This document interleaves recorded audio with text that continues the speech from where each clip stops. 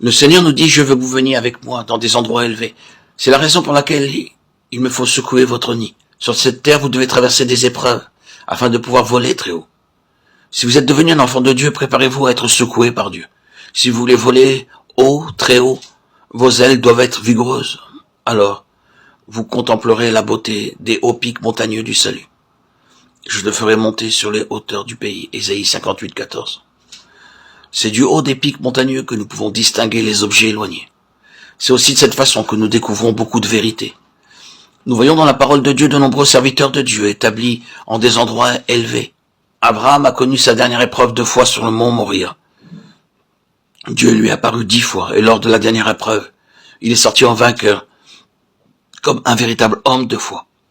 C'est ce qui l'a rendu juste devant Dieu. C'est là qu'il a compris la pleine signification de la résurrection, et qu'il y a cru, même au prix du sacrifice d'Isaac, car il savait que Dieu était capable de le ressusciter. Hébreux 11, 19. C'est alors qu'il vit un agneau dans les broussailles. Dieu lui donna ainsi l'assurance suivante.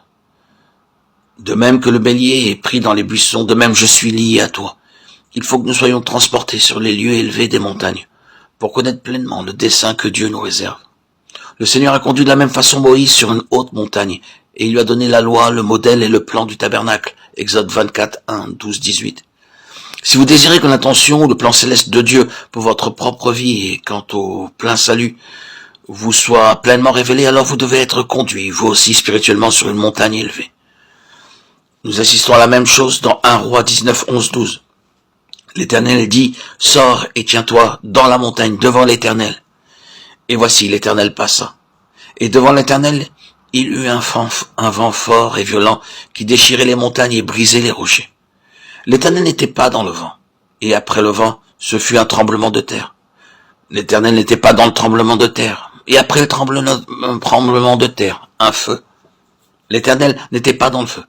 Et après le feu, un murmure doux et léger. Élie était le prophète de Dieu. Il a prié, le feu est tombé du ciel et a brûlé l'holocauste sur l'autel. Mais ce même prophète s'est découragé. Et nous le trouvons abattu au chapitre 19. Parce qu'il n'avait pas compris les voies de Dieu. Ces voies ne sont pas les nôtres. L'Écriture le déclare dans Ésaïe 55, 8. Nous aussi nous sommes abattus lorsque nous ne parvenons pas à comprendre les voies de Dieu. Sans le secours de Dieu, nous demeurerons des êtres humains, limités, et nous ne pouvons pas tout comprendre. C'est la raison pour laquelle beaucoup d'entre nous éprouvent parfois des sentiments de découragement, d'accablement et de solitude. Nous sommes abattus comme Élie, car autour de nous, tout se dresse comme nous, au-delà de ce que nous pouvons comprendre et saisir. Nous trouvons nos fardeaux trop lourds, nos chagrins insupportables, et nos problèmes très compliqués. C'est alors qu'il nous faut monter au sommet de la montagne. C'est dans un but précis que Dieu a conduit Élie sur une haute montagne, bien loin de tout autre environnement, et là, il a entendu la voix douce et légère de Dieu. Désormais, il pouvait voir clairement ce qui devait se produire dans l'avenir immédiat. Cette expérience au sommet de la montagne l'a libéré de toute dépression et de tout fardeau de cœur. Lorsque vous êtes découragé, déprimé, accablé, la meilleure des choses à faire est de gravir quelques hautes montagnes spirituelles, d'où vous pourrez contempler le plan de Dieu pour vous et l'œuvre qu'il vous incombe de faire.